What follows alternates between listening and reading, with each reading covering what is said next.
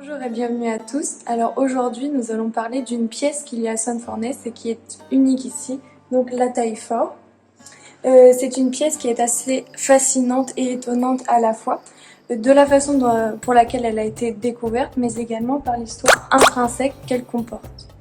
Alors il s'agit d'une céramique que l'on décrit comme glacurée, donc qui permet en fait de la solidifier et à la fois qu'elle soit autant décorée. Elle a été réalisée à la technique de la corde sèche, donc qui est une technique justement qui permet l'ornement des céramiques.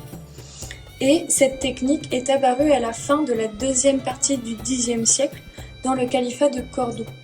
De telle sorte, si les fouilles archéologiques jusqu'alors du site de Sunfornès furent assez minimes pour renseigner la période médiévale à Sunfornès, on a retrouvé donc cette taille fort ici, au sein du village, de l'ancien village talaïotique, ce qui fait qu'elle est apparue de façon assez anachronique finalement, qu'elle laisse à penser que c'est un peu anachronique dans cet espace qui fut d'une époque bien antérieure.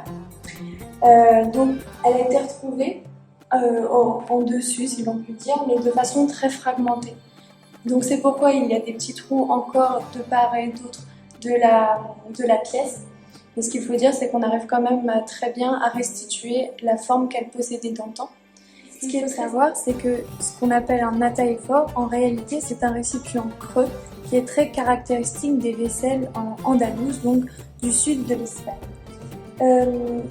Celle-ci, par contre, se distingue en réalité par tous les motifs qu'elle comporte et que l'on peut voir en son sein.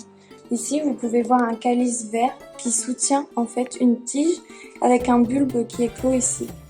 Ce que l'on retrouve, ce sont aussi des décorations sur ces parties-ci et un vert pâle sur tout le fond de la pièce. Et ce qui est très intéressant, c'est que ce vert pâle, on le retrouve également sur le dos de cette pièce. Ce qui laisse à penser également qu'elle servait également de couvercle, puisque l'on retrouve des décorations à l'extérieur. Ici, vous pouvez voir un second bulbe, qui est un bulbe cette fois-ci fermé.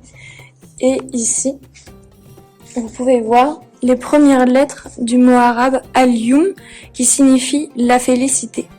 De telle sorte, c'est pourquoi cette pièce en fait se caractérise par ces deux décorations. Donc elle laisse à penser qu'elle était à la fois une pièce creuse comme l'on trouvait dans toutes les parties, disons, d'Espagne dans lesquelles elle était fabriquée, mais elle se distingue par ce côté-ci qui faisait de telle sorte qu'elle était un couvercle également.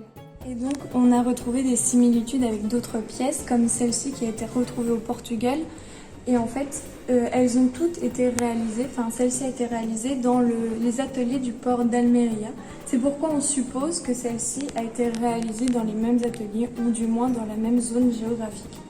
Et ce qui est très intéressant, c'est que la technique et le fait que cette pièce soit aussi unique, elle a figuré au sein d'une exposition du Louvre qui fut celle-ci à Paris.